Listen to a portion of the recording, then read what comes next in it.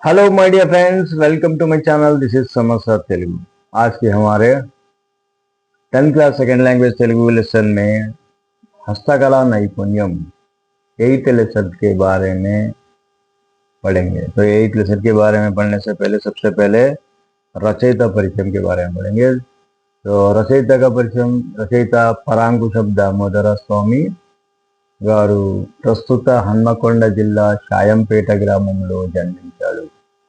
तो ये जो परांकुशम दामोदर स्वामी फिलवक्त ये हन्मకొండ डिस्ट्रिक्ट షాయంపేట గ్రామంలో జన్మించారు। షాయంపేట में इनकी पैदाइश हुई।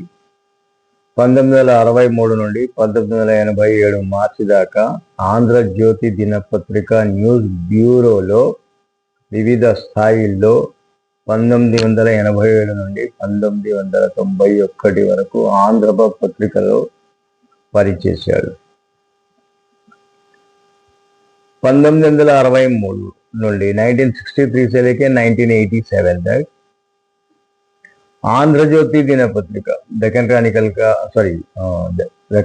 का एक पेपर है आंध्र प्रभा। आंध्र ज्योति एबीएन आंध्र ज्योति बोल के न्यूज चैनल भी है, आंध्र ज्योति बोल के न्यूज पेपर। आंध्र ज्योति दिनपत्रिका न्यूज ब्यूरो लो विविध स्थाई अलग अलग पोजीशनों पे आंध्र ज्योति के न्यूज पेपर में काम करे। 1987 నుండి 1991 వరకు आंध्र प्रभा पत्रिका 1987 से लेकर 1990 तक डेक्कन क्रॉनिकल का एक तेलुगु का न्यूज वर्जन है, वो आंध्र प्रभा के उस पेपर में भी इन्होंने काम किया। ఆంధ్రజ్యోతిలో పనిచేస్తున్న కాలంలో రాజధాని లేఖ శీర్షికను నిర్వహించి వందలాది వ్యాసాలు రాశాడు। तो आंध्रज्योतिలో పనిచేస్తున్న కాలంలో जब आंध्रज्योति में इन्होंने काम कर रहे थे, तब जब शाम पे काम करते उस टाइम पे राजधानी लेखा एक टाइटल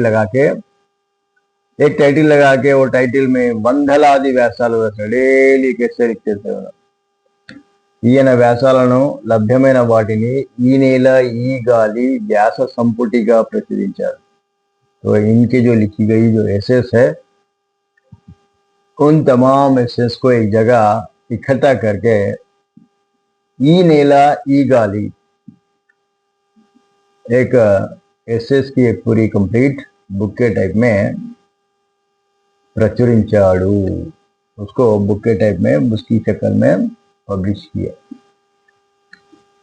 జాతీయ సమైక్యత नेशनल इंटीग्रेशन సహోదరత్వానికి यानी ब्रदरहुड के लिए దోహదం చేసే జర్నలిస్టుకు ఇచ్చే అవార్డును 1985లో యునైటెడ్ హిందూ ముస్లిం ఫ్రంట్ ఈయనకు ప్రదానం చేసి సత్కరించింది। नेशनल इंटीग्रेशन और ब्रदरहुड के लिए ये जर्नलिस्टों को ये अवार्ड दिया जाता। तो इस अवार्ड को 1985 में 1985లో యునైటెడ్ హిందూ ముస్లిం ఫ్రంట్ इनको प्रधान किस्म इनको देके इनकी इज्जत अफजाई की गई है। चलिए इस क्लास को आगे बढ़ाने से पहले समस्ता तेलुगु चैनल को लाइक करिए, शेयर करिए, सब्सक्राइब करिए। आदि పెంబర్తి గ్రామం లోహాలలో హస్తకళా నైపుణ్యం చూపి అపూర్వమైన కళాఖండాలను సృష్టిస్తున్న కేంద్రం అది। तो गांव का नाम क्या है? पेंबर्ती है।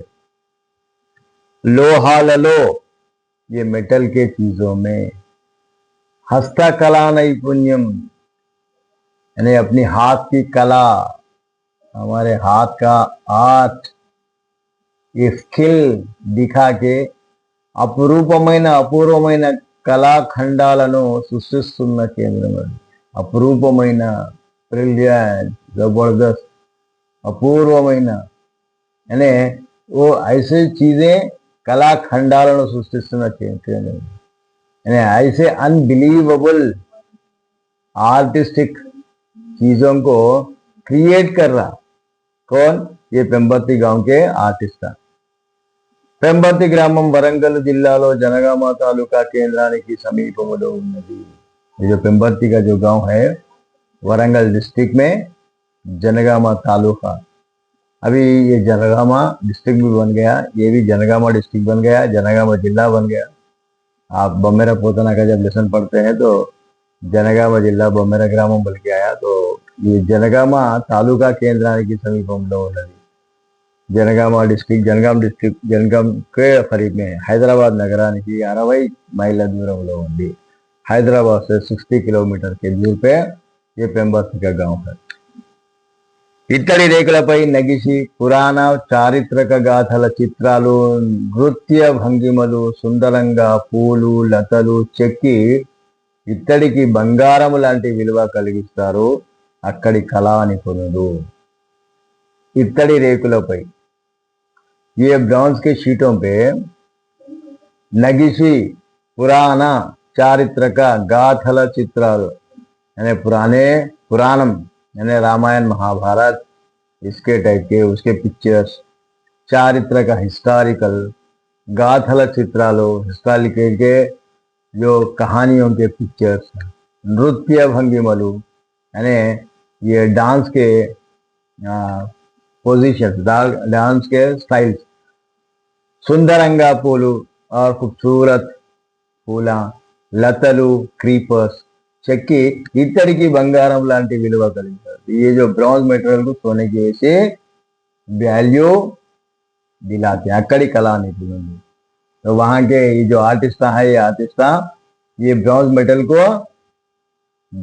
सोने की उतनी वैल्यू उसको क्रिएट करके बताया. उसके ऊपर बहुत सारे डिजाइन से डाल के करके उसकी वैल्यू उस तरीके से सोने के वैल्यू के बराबर करा के बता दे.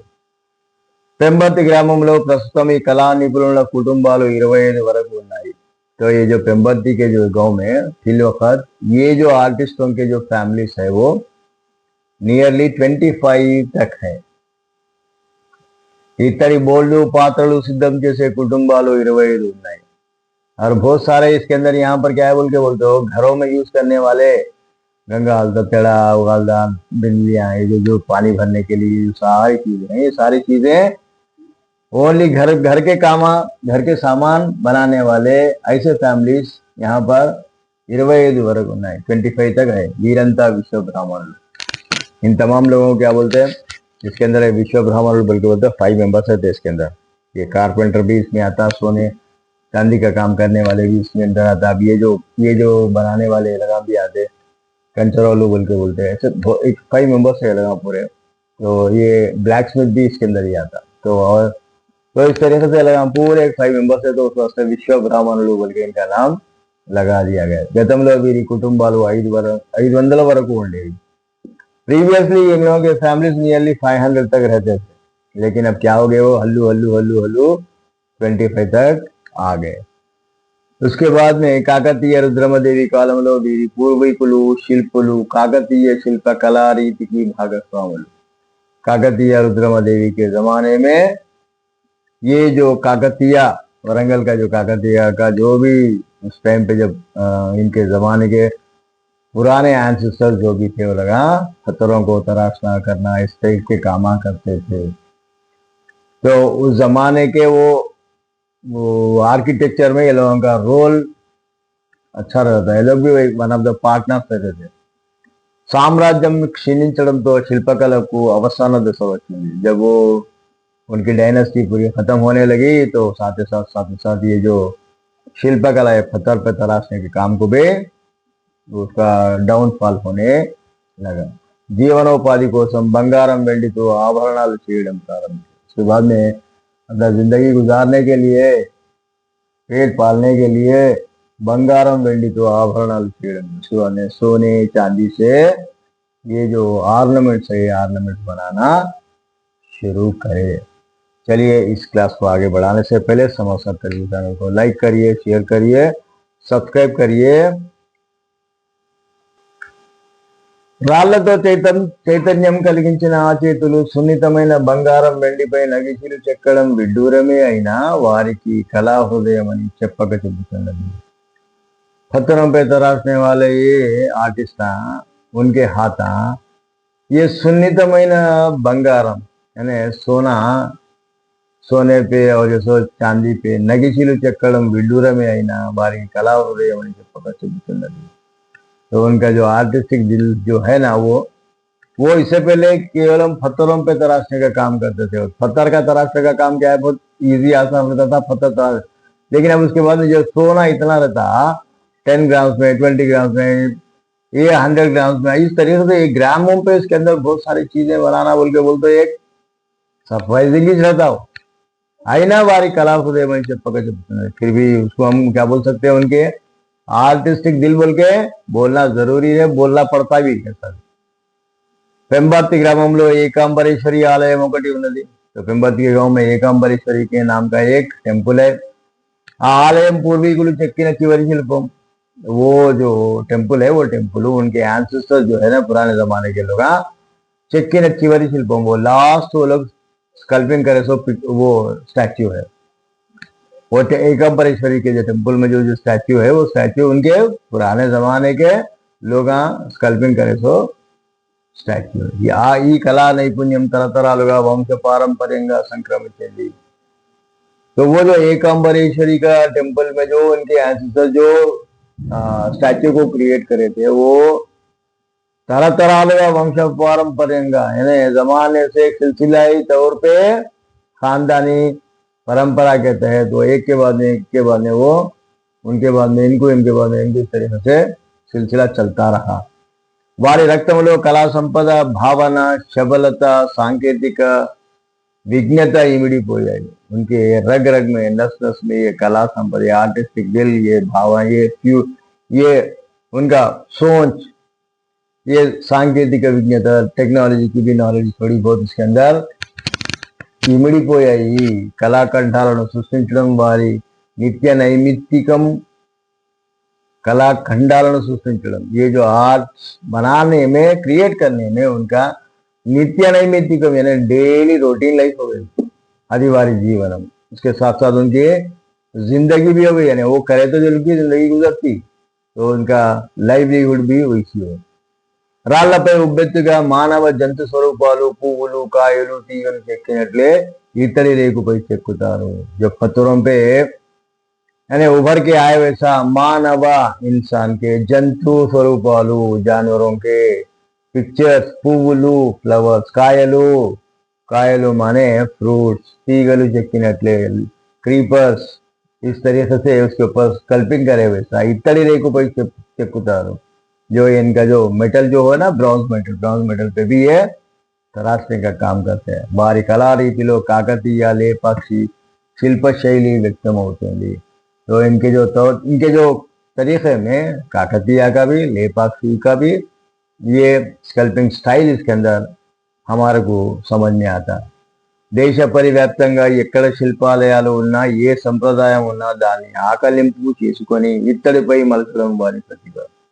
देश परिव्याप्తంగా पूरे हमारे कंट्री में कहाँ कहाँ पर शिल्पालयाలు उन्ना, जहाँ जहाँ पर भी ये से स्कल्पिंग करने वाले जो टेम्पल्स है, वो टेम्पल्स में ये सांप्रदाय उन्ना, कौन सा भी ट्रेडिशन रहो, कल्चर रहो, दाన్ని ఆకలింపు చేసుకొని उसको अंडरस्टैंड करके इत्तड़ी पे मलचడం वारी प्रतिभा। उसको इस ब्रॉन्ज मेडल पे उसको टर्न करके फिर उसके ऊपर फुल पिक्चराइजेशन करना ये लोगों का टैलेंट है। चलिए, ये लेसन को आगे बढ़ाने से पहले समाचार तेलुगु चैनल को लाइक करिए, शेयर करिए, सब्सक्राइब करिए, एक प्यारा सा कमेंट करिए। इस वीडियो को तमाम 10th क्लास स्टूडेंट्स, पढ़ने वालों तक शेयर करिएगा। Thank you for watching. फिर मिलते हैं एक पार्ट 3 के इस लेसन के वीडियो में। तब तक के लिए दीजिए समाचार को इजाजत। Thank you very much.